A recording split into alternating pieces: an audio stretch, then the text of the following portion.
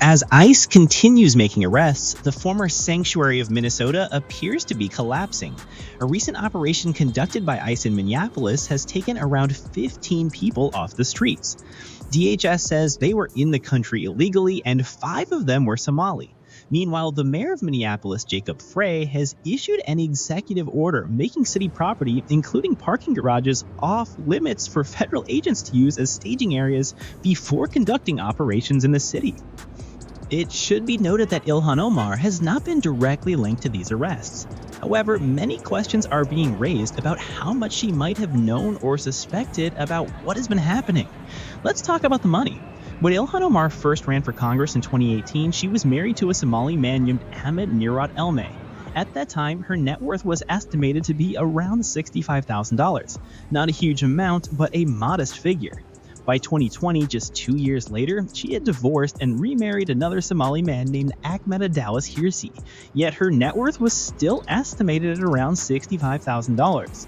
Then, just 4 years later, she was divorced again and remarried for a third or possibly fourth time. There have long been allegations surrounding her early marriage history, including claims that one of her marriages may have involved immigration fraud. These allegations, while widely discussed, have never led to criminal charges. By 2024, Ilhan Omar is now married to a man named Tim Minot. Tim was not known to be wealthy, yet over the last 3 years, Ilhan Omar's reported net worth has skyrocketed to more than $30 million. That is a jump from roughly $65,000 to over $30 million in a very short time span. That kind of financial growth has raised serious questions among critics, especially when no clear explanation has been publicly provided to justify such a massive increase. Some people point out that this represents a 46,000% increase in just a few years. Critics say this kind of financial jump would outperform even the most successful investors in history. Yet, despite the questions, there have been no definitive answers. In the past, Ilhan Omar has also made statements about the influence of the Somali community in U.S. politics, saying that the U.S. government will only do what Somali Americans tell it to do, and that they must have confidence in their political power. Those statements have resurfaced and are now being re-examined by critics in light of the ongoing investigations. Now, the focus on fraud in Minnesota is intensifying. Former President Trump recently referenced a 2020 Daily Mail report that alleged Ilhan Omar married her brother to help him enter the country. Trump claimed that a fraud investigator had reviewed the file and believed immigration fraud had occurred, but that the statute of limitations became an issue during the last administration. He stated that records are now being re-examined and that further action may be forthcoming. The Secretary of DHS, Kristi Noem, has also stated that nearly 50% of visas in this community are fraudulent. If that estimate is accurate, it would mean tens of thousands of people could potentially be in the country illegally. The question now is what will actually happen? Will visas be stripped? Will deportations follow? These are the questions many are now asking. At the same time, the amount of financial fraud in Minnesota continues to grow. One of the biggest cases involves the Feeding Our Future scandal, a fraud scheme valued at over $250 million. Before that, there was also a suspected $100 million fraud tied to Somali-owned daycare centers in Minnesota. These cases raise serious concerns about who knew what and when. Ilhan Omar had reportedly held several events at a restaurant that was later linked to the Feeding Our Future fraud. She even hosted her 2018 congressional victory celebration at that very location. One of the owners of the restaurant has since been convicted. The Minneapolis mayor's senior policy aide entered a guilty plea for his role in the case. Campaign donations from some of the defendants were later returned to several political figures, including the mayor, the attorney general, and Ilhan Omar. Federal prosecutors have said that these investigations remain wide open.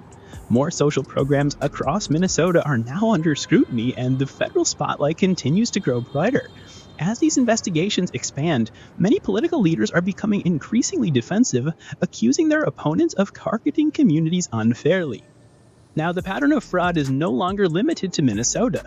Similar accusations are now emerging in Maine. A whistleblower has accused a Somali American-led health services contractor of defrauding taxpayers out of millions of dollars over a 7-year period within Maine's Medicaid system. The whistleblower Chris Bernardini worked for Gateway Community Services for 7 years. He alleges false records were created for client visits and that taxpayers were billed for services that were never provided. In 2022, an audit found that Gateway had overbilled Medicaid by approximately $94,000, though the whistleblower claims the true figure could be far higher. Bernardini says during the pandemic, the situation worsened, with large bonuses being given to staff who had barely worked any hours. In 2024, he sought whistleblower protection from the Department of Homeland Security, but was referred back to the state. Nearly a year later, he was fired from his job. The founder of Gateway Community Services, Abdullahi Ali, is a Somali American who also ran for president of Jubaland, a region in southern Somalia, while operating the Medicaid-funded business in the United States. Despite multiple attempts for comment, he declined to speak with reporters. Maine State Senator Matt Harrington is now calling for a full investigation, saying it is an absolute insult to taxpayers. However, state officials and several Somali American lawmakers in Maine have remained silent. Back in Minnesota, attention is also turning to Attorney General Keith Ellison. Audio has surfaced suggesting that he may have intervened on behalf of certain programs when funding was in danger of being paused. Critics argue that this raises serious concerns about political protection of fraudulent operations. Whistleblowers have also claimed they tried to warn Governor Walz years ago about red flags linked to fraud, but were met with silence. Now, the federal government is threatening to cut Medicaid funding if meaningful reforms are not implemented. Meanwhile, a separate federal investigation has revealed shocking vulnerabilities in Obamacare. The Government Accountability Office submitted 24 fake applications and 23 were approved. Fake names, false social security numbers, and even incomplete records were still accepted, resulting in government payments being issued. Federal authorities now say that crackdowns are necessary, even though some legitimate programs for disabled individuals may face funding cuts as a result. Minnesota has now issued a 2-year pause on new licenses for group homes for the disabled after widespread building fraud was discovered in that sector as well. Supporters of the audits argue that if organizations are doing legitimate work, they have nothing to fear. Critics argue that innocent people may suffer due to the funding freezes, but lawmakers say without strict audits, scams will continue to thrive. As investigations continue to widen across multiple states, many believe that this could become one of the largest fraud scandals in recent American history.